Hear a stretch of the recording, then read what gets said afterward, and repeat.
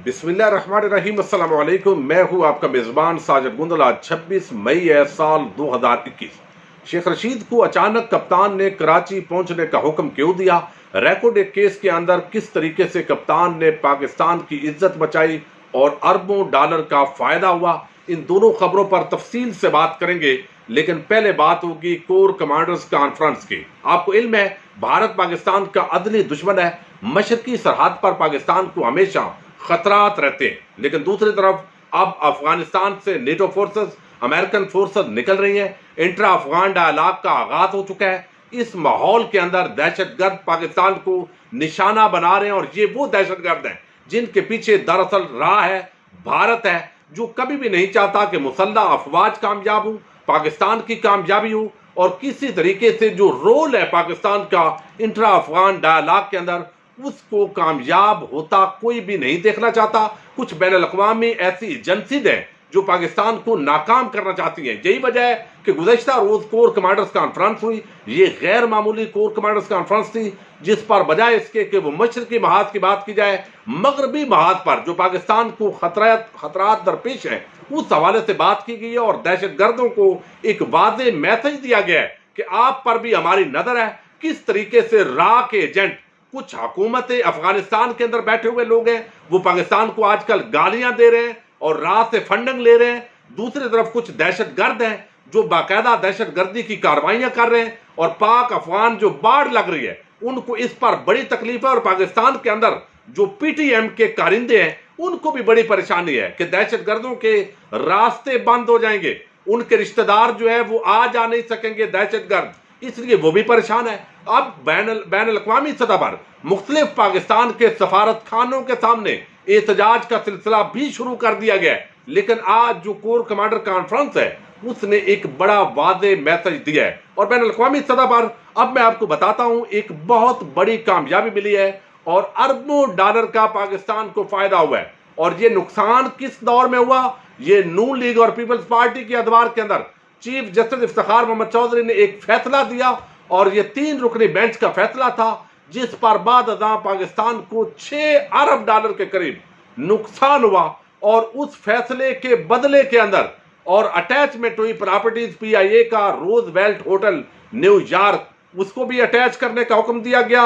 और इसी तरह स्क्रैब होटल पेरिस, ये भी मलकियत है पीआईए का, इसको भी अटैच करने का हुक्म दिया गया था international centre for settlement of investment disputes. लेकिन अब British version island high court ने पाकिस्तान के हक में एक बड़ा फैसला दिया है। फैसल जावेद कहते हैं कि नीयत साफ हो तो अल्लाह ताला अजर देता है। वजीर आजम इमरान खान इस कौम के एक एक पैसे की हिफाजत करेंगे और इस कौम को बड़े नुकसानात से अल्लाह के करम से बचाएंगे। आज की फतह पाकिस्तान के लिए एक बहुत बड़ी फतह है। हम अल्लाह का जितना भी शुक्र अदा करें वो कम है। तमाम पाकिस्तानियों को बहुत बहुत मुबारक हो। अब ये एक बड़ी खुशखबरी सुनाई गई है। मैं थोड़ी फैसले की डिटेल आपके सामने रखता हूं। रेकॉर्ड क्या है, ये बड़ा एक तफसील तलब मामला है, इस पर किसी टाइम बात करेंगे। अब फैसला ये आया है कि रेकॉर्ड एक अमल दरामद केस में पाकिस्तान को बड़ी कामयाबी हासिल हुई है। ब्रिटिश वर्जन आइलैंड की हाई कोर्ट ने पाकिस्तान के हक में फैसला देते हुए कौमी एयरलाइन पीआईए के मुंजमद असासे बहाल कर दिए हैं। British version island high court ने टैथियान कंपनी की दरखास्त खारिज करते हुए उसे हुक्म दिए है कि वो पाकिस्तान के कानूनी चाराजोई के अखराजात भी अदा करे। अदालती फैसले के बाद रोजवेल्ट होटल न्यूयॉर्क और स्क्रैब होटल पेरिस में लगाए रिसीवर हटा दिए गए। अटॉर्नी जनरल की जानब से बयान जारी किया गया है कि रेकॉर्ड केस के अंदर पीआईए के खिलाफ तमाम फैसले वापस हो गए। ये फैसला हमारी बहुत बड़ी फतह है। British version island high court ने पाकिस्तान के हक में फैसला दे दिया है। उन्होंने कहा है कि रेकॉर्ड केस के अंदर टैथियान कॉपर कंपनी के हक में फैसले को कलअदम करार दिया गया है। रोजवेल्ट होटल और स्क्रैब होटल पेरिस भी पाकिस्तान को वापस मिल चुके हैं। ये एक बहुत बड़ी डेवलपमेंट हुई है। और आपको याद होगा कि 1999 के अंदर ये टैथियान कंपनी और इससे पहले एक अमेरिकन और कंपनी है, उसके साथ ये जो मिनरल है, सोने और तांबे के जखायर तलाश करने का एक मुआहदा हुआ। और चागी जिला है, आपको इल्म है, और वहां पर जो है वो ये काम सर अंजाम देना था। लेकिन ये काम तो नहीं कर सकी वो बैनुल अक़वामी कंपनी। लेकिन आकर फिर चीफ जस्टिस इफ्तिखार मोहम्मद चौधरी के दौर में 3 रुकनी बेंच ने एक फैसला दिया और इस मुआहदे को पाकिस्तान के खिलाफ मुआहदा करार दिया।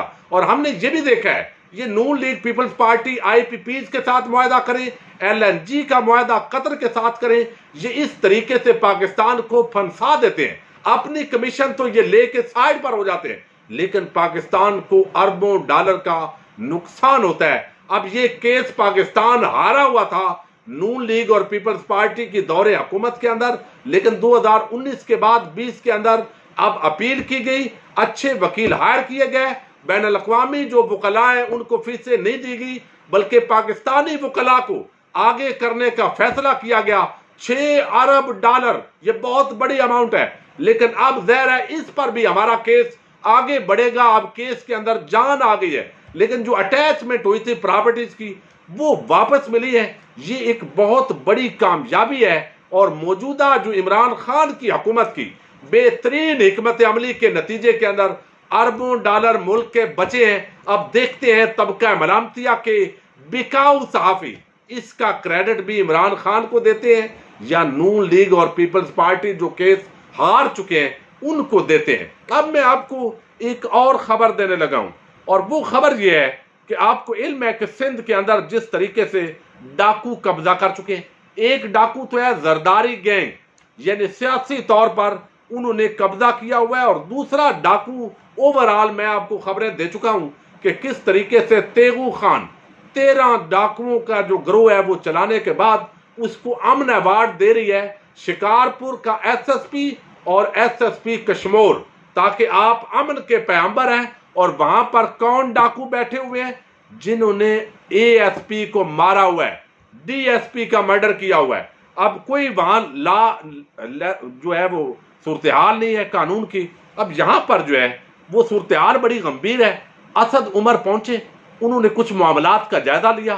वहां पर जो गवर्नर सिंध है इमरान इस्माइल के साथ मीटिंग हुई तो पता चला एक तो PTI के जो आम लोग हैं उनको निशाना बनाया जा रहा है। सिंध के अंदर जो वफाक के ऑफिसर गए हुए हैं वो हरकत ही नहीं करते और वो बिल्कुल खामोशी से बैठे हुए हैं, और अपने जो लोग हैं डाकू बिल्कुल दंदनाते फिर रहे हैं। IG को DIG एडिशनल IG किसी को शर्म नहीं आ रही। बदारे कायद पर जो हमला किया उस वक्त उनकी थोड़ी सी गैरत जागी थी। वो जागी किस वजह से? यानी जब जरदारी गैंग का मामला आया अब वो उनकी गैरत नहीं जाग रही थी।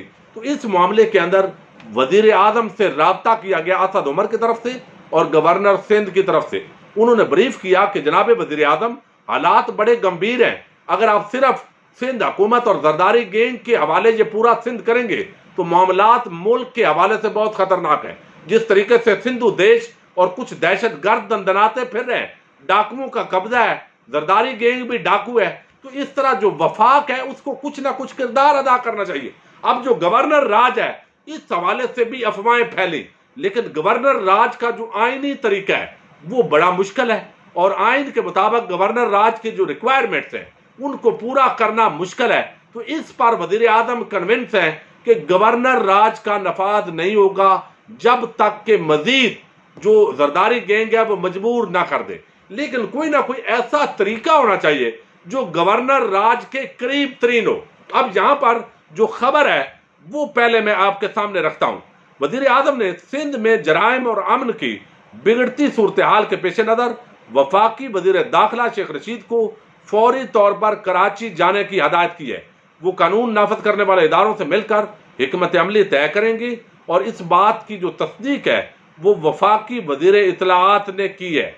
अब वो कहते हैं कि इन मालूमात पर यह नोटिस लेते हुए वजीर आजम ने किया है जो शेख रशीद अहमद को हदायत की है, जो सिंध के दौरे के अंदर असद उमर और गवर्नर जो सिंध है उन्होंने वजीर आजम को ब्रीफ किया है। अब ये फैसला हुआ है वफाक की सतह पर। अगर गवर्नर पहले तो देखा जाए कि क्या हुकूमत गवर्नर राज नाफज करना चाहे तो क्या कानूनी तौर पर वो हालात मौजूद हैं या नहीं, और वजीर दाखिला को भेजा है आप जाइए मीटिंग करिए जो वफाक से रिलेटेड ऑफिसर्स हैं, जिसके अंदर रेंजर भी है ज़ाहिर है और दीगर जो ऑफिसर्स वफाक की तरफ से भेजे जाते हैं महकमों के, उनके साथ मीटिंग करें। क्या सिंध को सिर्फ जरदारी गैंग के रहम करम पर छोड़ा जा सकता है, या वफाक उसके अंदर इंतजामी तौर पर कितना असर अंदाज हो सकता है कि जो सिंध गैंग है वो पीछे हटे और वफाक अपना कंट्रीब्यूट करे। क्योंकि बहुत सारे मंसूबे अब वफाक वहां पर शुरू करने जा रहा है, अरबों रुपए डेवलपमेंट फंड के लगेंगे, तो वो उन बिलावल सरकार के हवाले नहीं किए जा सकते। अमन अमान के हालात भी खराब हैं, तो गवर्नर राज तो नहीं लगने जा रहा, लेकिन गवर्नर राज के करीब तर जो सूरत हाल है उस हवाले से डिसाइड हो चुका है। और आइंदा आने वाले दिनों के अंदर इस वक्त की जो खबरें हैं उनके मुताबिक आप सिंध के अंदर वफाक की मुदाखलत वादे देखेंगे, और बिलावल और आसफ जरदारी की चीखें अब आपको वहां भी सुनाई देंगी। अपने मेजबान साजिद गुंदल को नेक्स्ट वीडियो तक के लिए इजाजत दीजिए। अल्लाह हाफिज।